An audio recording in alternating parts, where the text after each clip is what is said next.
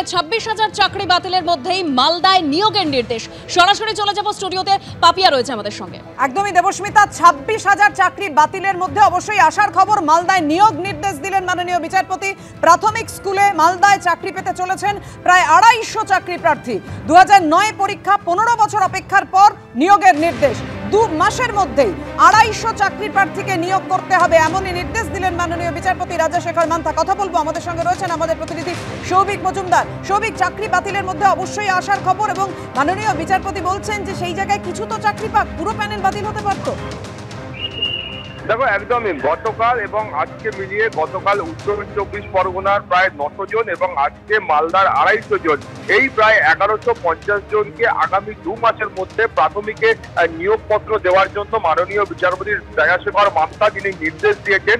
তুমি জানো যে 2009 সালে এই নিয়োগ প্রক্রিয়া সংগঠিত হয় এবং তারপরে এই নিয়োগ প্রক্রিয়া বিভিন্ন কারণে নিয়োগ প্রক্রিয়া বন্ধ হয়ে যায় এবং যারা চাকরি প্রার্থী ছিলেন, যাদের নাম প্যানেলে রয়েছে, তারা কলকাতা হাইকোর্টের দ্বারস্থ হন এবং দীর্ঘদিন এই মামলা কলকাতা হাইকোর্টেই বিচারাধীন ছিল।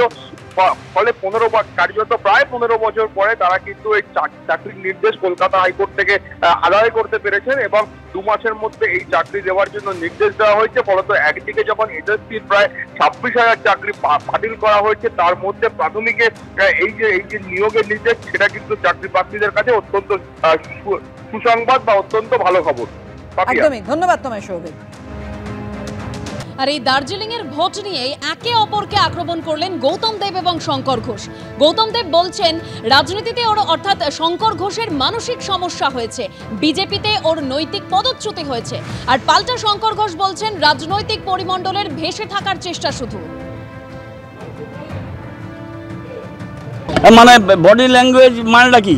এখানে দাঁড়িয়ে কি ডিস্কো ডান্স করবো? This is a policy. Shankar পড়াশোনা করেছে, শিক্ষক।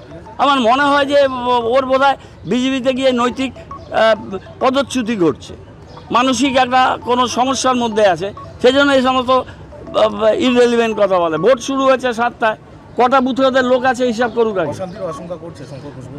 শঙ্কর ঘোষ কী বলছে আমি জানি না, তবে ডাবগ্রাম ফুলবাড়িতে বিধায়িকা যা করেছে তার পুনরাবৃত্তি যদি হয়, ইলেকশন কমিশন আছে, আমাদের কর্মীরা সজাগ আছে, আমরা রেস্টেন্ট থাকবো। কিন্তু ডাকবাম ফুলবাড়িতে আমি রাস্তায় ছিলাম না, শিলিগুড়িতে গৌতম দেবও রাস্তায় থাকে। বিধানসভা নির্বাচনের পরিপ্রেক্ষিতে নিজের বিধানসভা কেন্দ্রে উনি এমন একজন প্রার্থী ছিলেন যিনি পরাজিত হয়েছিলেন।